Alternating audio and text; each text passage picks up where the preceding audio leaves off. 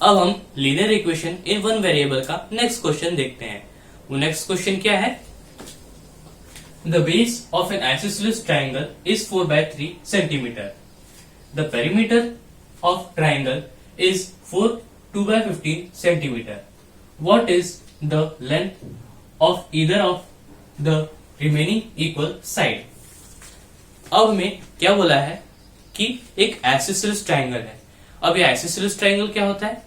Isosceles triangle एक ऐसा triangle होता है जिसमें उसके कोई दो साइड्स सेम लेंथ के होते हैं। अब हमें गिवन क्या है? The base of N isosceles triangle is 4/3 centimetre.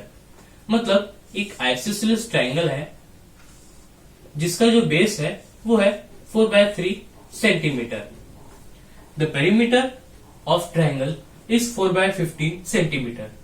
और हमें जो पेरीमीटर दिया हुआ है इस ट्राइंगल का वो है 2/15 centimetre. What is the length of either of the remaining equal side? मतलब ये बेस है और अभी हमें बाकी के दो इक्वल साइड्स की लेंथ फाइंड करनी है। अब इन बाकी के दो इक्वल साइड्स को मैं x मान लेता हूं क्योंकि दोनों की लेंथ सेम है। ये एक x और ये भी एक x। और पेरीमीटर ऑफ ट्राइंगल है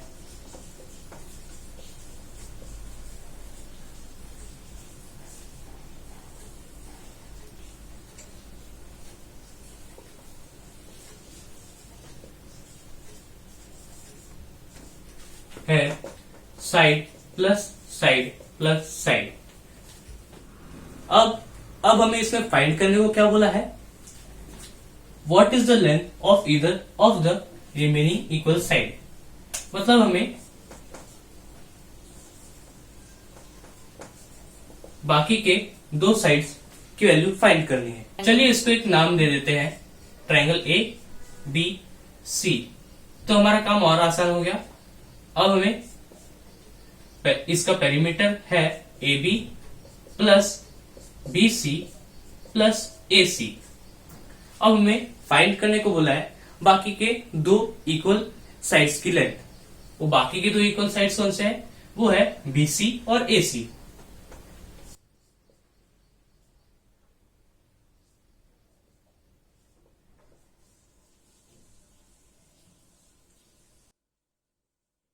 अब हम उन बाकी के दो साइड्स को फाइंड करते हैं। तो इसका सोल्यूशन क्या है? अब ट्राइंगल का पेरीमीटर हमें दिया गया है 2/15। अब ट्राइंगल का पेरीमीटर क्या है? वो है A B plus B C plus A C. इसका मतलब हमें जो ए बी दिया है वो है 4/3 प्लस हमें BC दिया हुआ है x और प्लस हमें जो AC दिया है वो भी x है।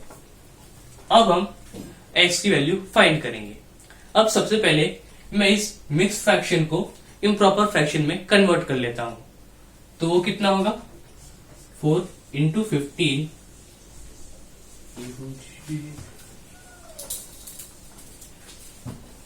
तो वो कितना होगा?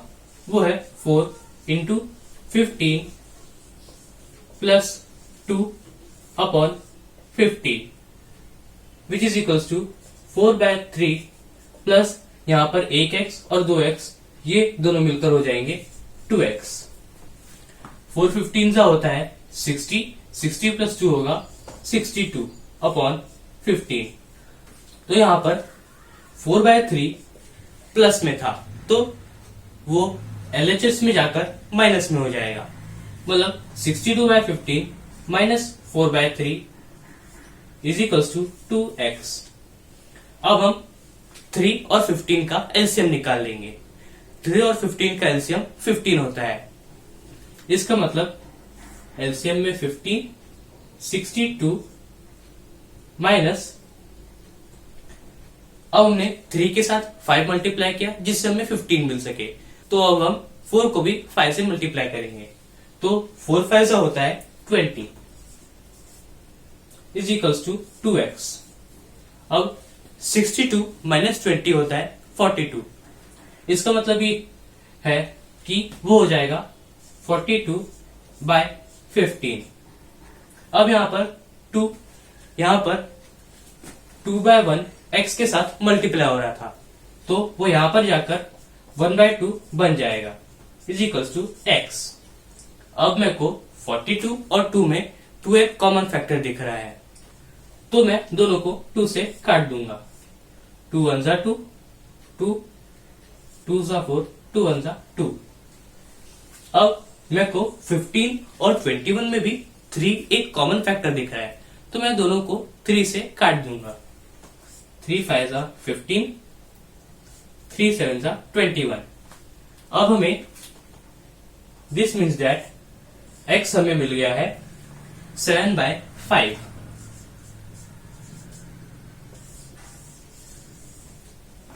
तो इसका मतलब ये है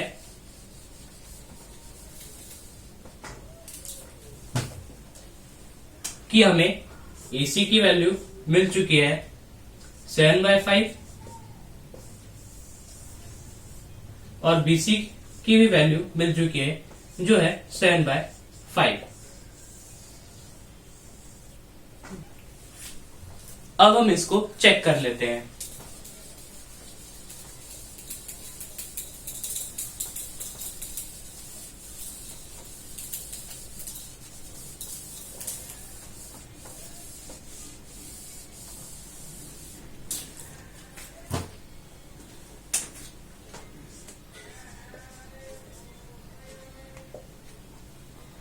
तो अब हमें पेरीमीटर ऑफ ट्रायंगल कितना दिया है, वो है 4/2/15 which is equals to AB plus BC plus AC।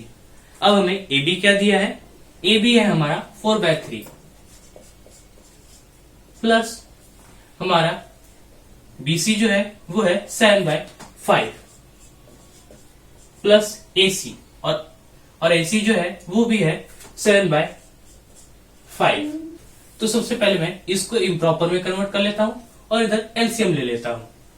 तो इसको मैं जब इम्प्रॉपर में कन्वर्ट करूंगा तो वो होगा 4 × 15 प्लस 2/15 इक्वल्स टू, अब 3 और 5 का एलसीएम होता है 15।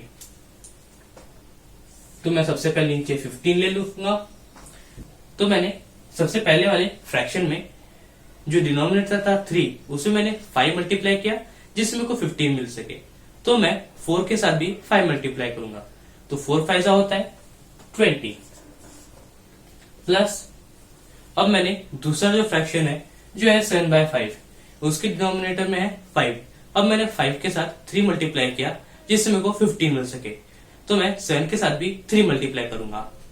तो 7 3 होता है 21 प्लस अब हमारा तीसरा नंबर भी 7/5 है, तो इसलिए मैं 7 के साथ वापस 3 मल्टीप्लाई करूंगा जो होगा 21। अब हम यहां पर सॉल्व करते हैं। 4 15 होता है 60, 60 प्लस 2 होगा 62/15 जो होगा 20 प्लस 21 होता है 41 और 41 प्लस 21 होगा 62। तो इधर भी हमारा आ गया 62/15। अब हमारा LHS इक्वल्स टू RHS हो चुका है, मतलब हमारी कैलकुलेशन सही है।